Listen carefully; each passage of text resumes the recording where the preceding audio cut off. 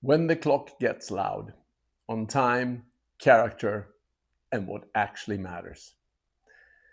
Most public conversations about leadership are a performance. This one wasn't. Listening to basketball in the last 60 seconds, Ben's sass on mortality, meaning in the future of America, felt more like a confession. Sass's lack of polish made him feel trustworthy and real. While listening, it became clear that honesty is a performance enhancing force. You feel it at the moment someone drops the act.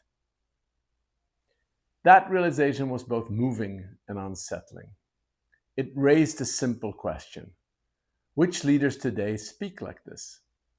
Who are not performing or positioning, but simply telling the truth?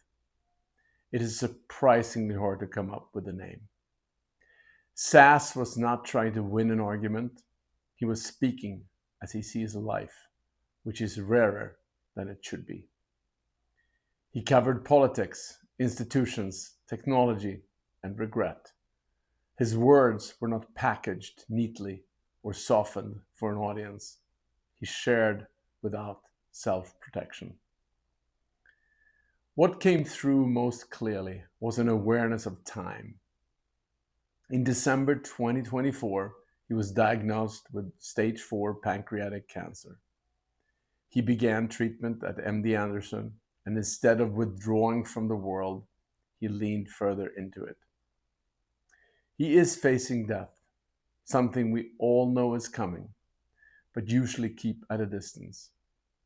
In this case, it is no longer distant. That changes the weight of every word, and it raises a question worth sitting with.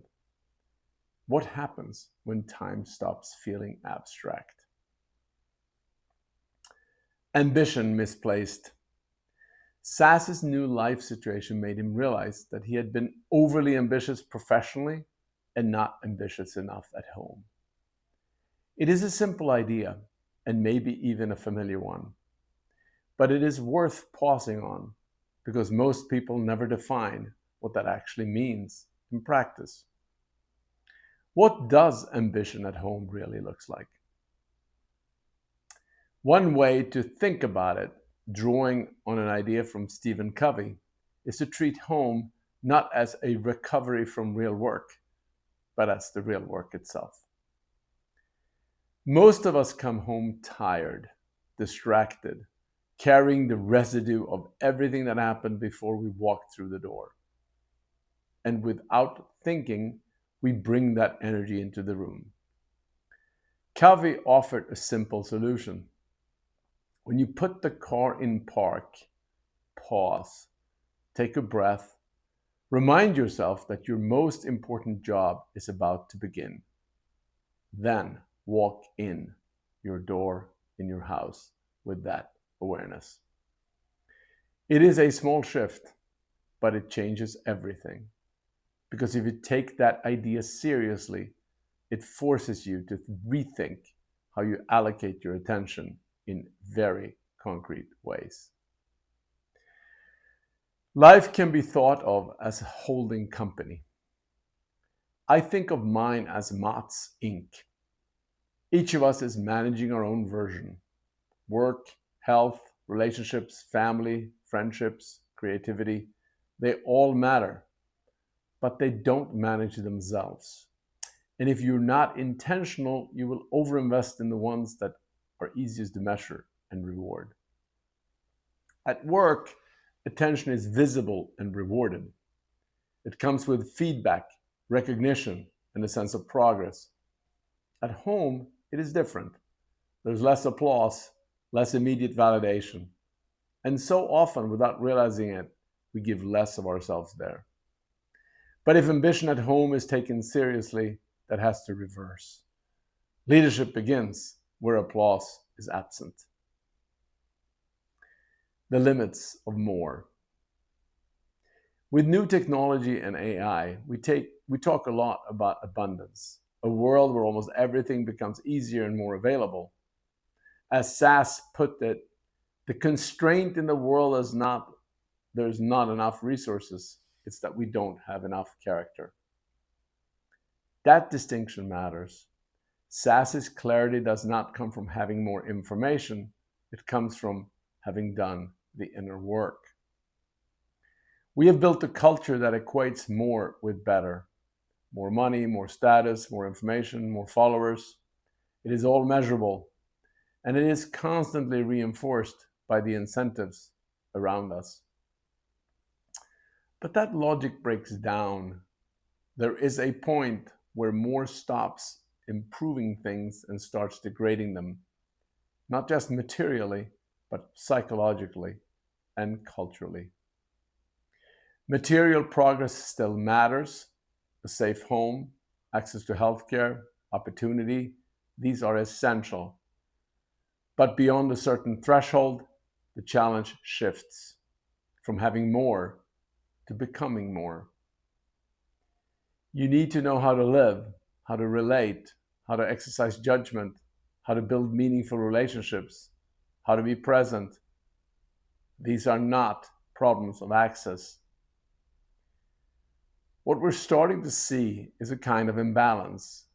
We are becoming materially stronger, but morally thinner. We may have more tools, convenience, and stimulation, but we have less discipline, patience, and shared meaning. So if there is a crisis, it is not primarily economic. It is cultural, institutional, and ultimately personal.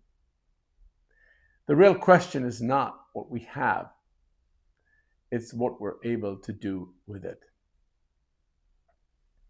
How character erodes and builds. If character is really the issue, the more practical question is how it erodes. The answer is not dramatic. It happens quietly over time. One of the clearest patterns is how we consume. We take in whatever comes our way, informations, opinions, content, and it is hard to know what is real. Between AI, bots, and the velocity of information, the default is no longer truth, it is noise.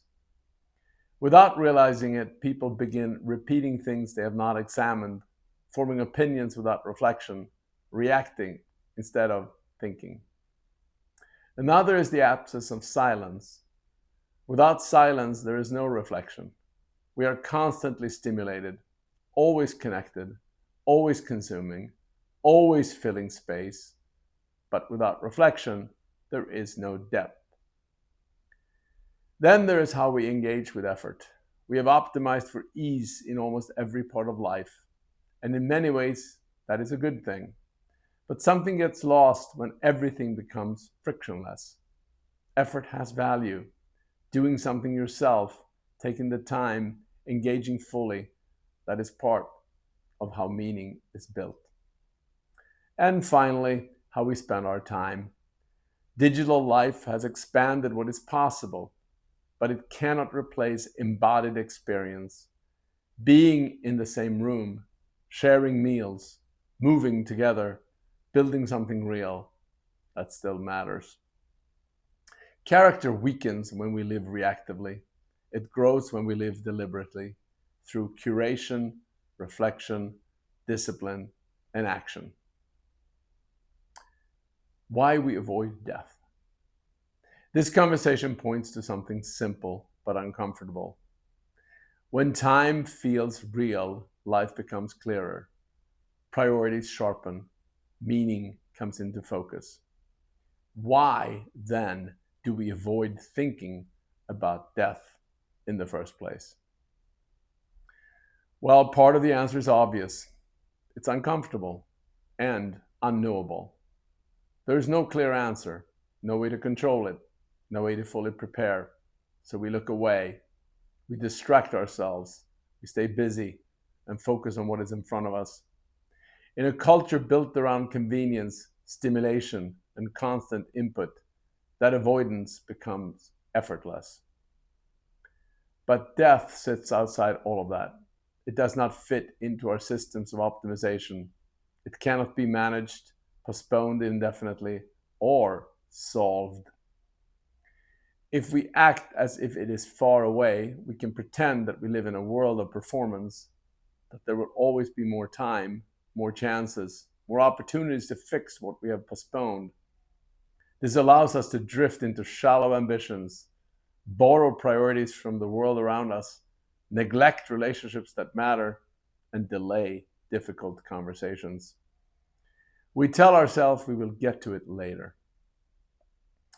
But when we remove that illusion, something shifts.